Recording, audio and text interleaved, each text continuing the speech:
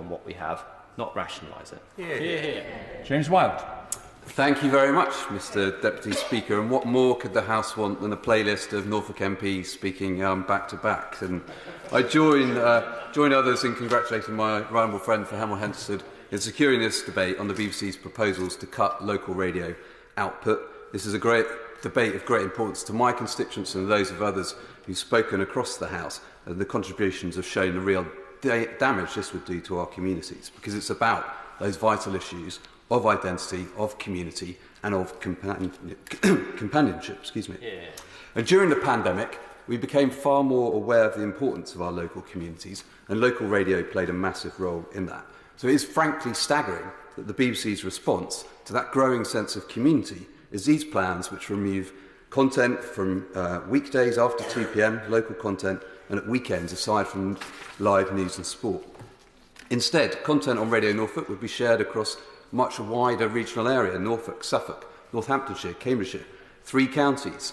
All fine counties, undoubtedly, but how could that content be considered in any way local?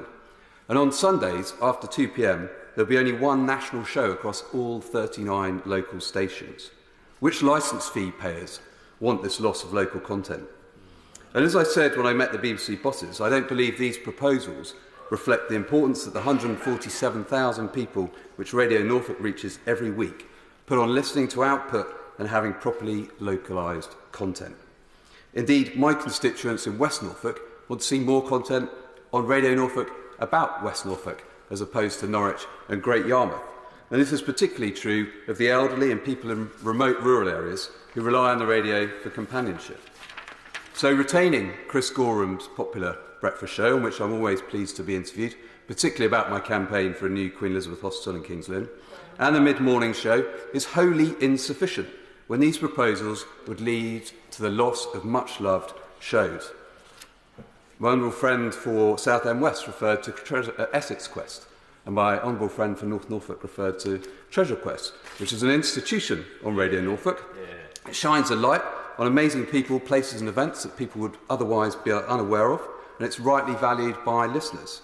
But 15 years after the first broadcast, Treasure Quest would go under these plans.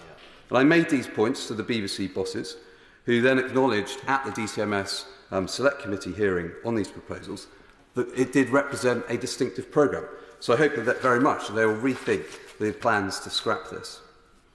And the Bishop of Norwich has argued against the loss of Radio Norfolk's flagship Sunday morning show with Matthew Gudgeon and others, which carries important news, debate and discussion about and from faith communities. I could go on and list Stephen Bumfrey, Anna Perrow, The Weekend Quiz and many more important shows and local content, but I think the point is made.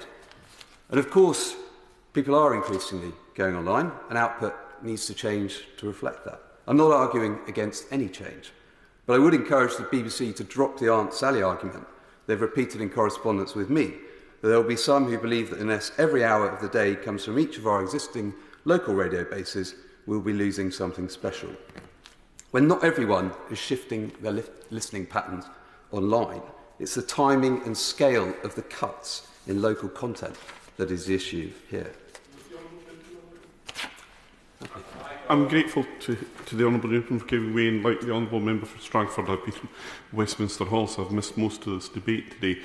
Is the fact, though, not just this, it goes beyond the local content, but it is also the availability of well-trained, very professional journalists in each community, as I see regularly in Radio Orkney and Radio Shetland, who are then available to feed in to Network News or BBC Scotland, not just actually on radio, but on television as well.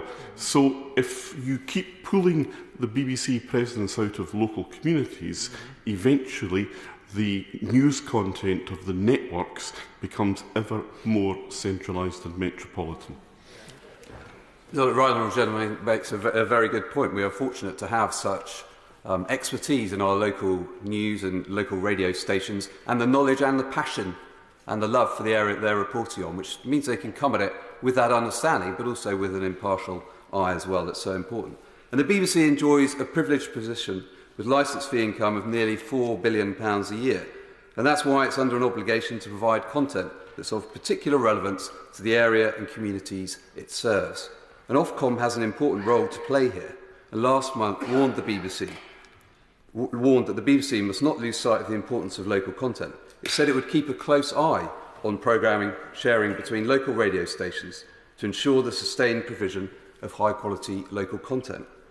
Frankly, that is far too passive, as any action would only come after the event when the shows have gone, the redundancies have been made. It needs to act now and look at the operating licences of the BBC. And as my right honourable friend for Malden spoke about, Ofcom also has a role to play in preventing the BBC from crowding out commercial providers. In West Norfolk, we're fortunate to benefit from your local paper, the Lynn News, Town and Around, as well as commercial local radio from Radio West Norfolk and KL1.